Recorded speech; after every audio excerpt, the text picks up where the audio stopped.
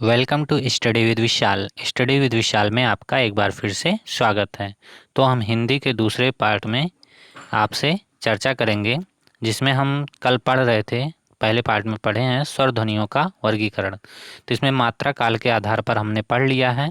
अब हम आज पढ़ेंगे दूसरा उच्चारण के आधार पर। तो चलिए देखते हैं। उच्चारण के आधार पर नंबर क्या हो जाएगा? अनुनासिक स्वर। अनुनासिक क्या होता है? मुख, नासिका, वचनों, अनुनासिका। तो जब किसी स्वर का उच्चारण करने पर श्वास, वायु मुख व नाक दोनों से बाहर निकलती है तो वह स्वर अनुनासिक स्वर कहलाता है। स्वर के अनुनासिक रूप को दर्शाने के लिए स्वर के साथ चंद्र बिंदु का प्रयोग कर दिया जाता है, जैसे आ, ई, ऊ, ओ, ए, ओ, औ। तो इस तरह बिंदियां लगी रहती है। ऐसे स्वर को हम अनुनासिक स्वर कहते हैं। तो अनुनासिक बा क्या है? अनुनासिक। ये क्या होता है? अन प्लस अनुनासिक। जब किसी स्वर का उच्चारण करने पर श्वास केवल मुख से ही बाहर निकलती है तो वह स्वर अनुनासिक या निरनुनासिक कहलाता है। अपने मूल रूप में लिखे हुए सभी स्वर अनुनासिक स्वर कहलाते हैं। तो अगला पॉइंट हमारा तीसरा, जिह्वा के उत्थापित भाग के आधार पर। तो इस आधार पर स्वर तीन प्रकार के माने गए हैं। पहला अग्रस्वर, मध्य स्वर और पश्च स्वर। तो अग्रस्वर क्या है? उच्चारण के समय जीभ का आगे वाला भाग ऊपर उठता है, जैसे ई, ए। तो इसमें क्या हुआ, आप एक बार ट्राई करेंगे तो आपको पता चलेगा कि जब हम इसका उच्चारण करते हैं तो हमारे जो जीभ का आगे वाला भाग है वो थोड़ा सा ऊपर उठता है। मध्य स्वर क्या होता है? उच्चारण के समय जीभ का बीच का भाग ऊपर उठता है, जैसे आ थोड़ा सा हल्का ऊपर उठेगा। सा हमारा अगला पार्ट क्या? पश्च स्वर।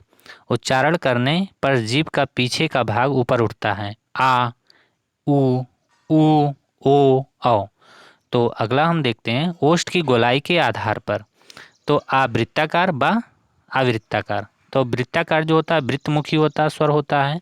उच्चारण करने पर ओष्ठों का आकार गोल हो जाता है, जैसे ओ, औ। उसके बाद वृत्ताकार आवृत्तिमुखी व स्वर क्या होते हैं? उच्चारण के समय होठों का आकार गोल न होकर ऊपर नीचे फैल जाता है। तो आ, ई, उसके बाद ई, ए। नेक्स्ट है मुखाकृत के आधार पर। तो मुखाकृत के आधार पर कितने स्वर हैं? 4 स्वर हैं। कौन कौन से? समृद्ध स्वर, जो मुख का सबसे कम खुलना, मतलब ई, उ। और विवृत स्वर, इसका है मुख का सर्वाधिक खुलना, जैसे आ। तो इसमें जब तक मुंह पूरा खोलना पड़ता है। और अर्ध संवृत स्वर, मुख का समृद्ध से थोड़ा ज़्यादा खुलना, जैसे ए, ओ। इसमें थोड़ा सा ज़्यादा खुलेगा। और अर्ध विवृत स्वर, इसमें मुख का विवृत से थोड़ा कम खुलना, अ, ऐ, औ। अगला है हमारा व्यंजन वर्ण। व्यंजन क्या है? जब किसी ध्वनि का उच्चारण करते समय फेफड़े से उठी हुई प्राणवायु मुख में किसी रुकावट या बाधा या किसी संघर्ष के बाद मुख से बाहर निकलती है तब वह ध्वनि व्यंजन ध्वनि कहलाती है। सामान्यतः स्वर की सहायता से उच्चारित होने वाले ध्वनियाँ ही व्यंजन ध्वनियाँ कहलाती हैं। हिंदी वर्णमाला में कुल कितने व्यंजन हैं? 33 व्यंजन ध्वनियाँ मानी जाती हैं। इन्हें निम्न 3 श्रेणियों में विभाजित किया जाता है। तो 3 श्रेणियाँ क्या हैं? स्पर्श व्यंजन, अंतस्थ व्यंजन और ऊष्म व्यंजन। तो अगला हमारा स्पर्श व्यंजन क्या है, इसके बारे में हम देखेंगे। कादयोमास वसाना स्पर्शः। क्या? कादयो वसाना स्पर्शा। मतलब का मतलब होता है का आदियों से लेकर के माँ अवसाना तक स्पर्शा को हम बोलते हैं। तो अर्थात का से लेकर माँ तक के सभी व्यंजन वर्ण स्पर्श व्यंजन वर्ण कहलाते हैं।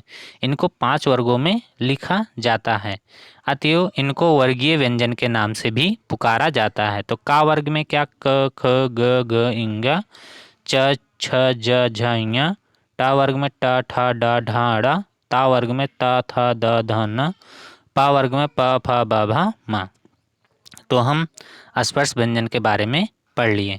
उसके बाद अगर मेरे प्यारे दोस्तों ये वीडियो आपको पसंद आ रहा हो और लग रहा हो कि इस वीडियो को देखने से आपकी परीक्षाओं में सहायता मिलेगी तो इस वीडियो को लाइक, सब्सक्राइब और शेयर ज़रूर करें। और उसके बाद कल हम पढ़ेंगे अगला पार्ट अंतस्थ व्यंजन और उष्म व्यंजन के बारे में। धन्यवाद।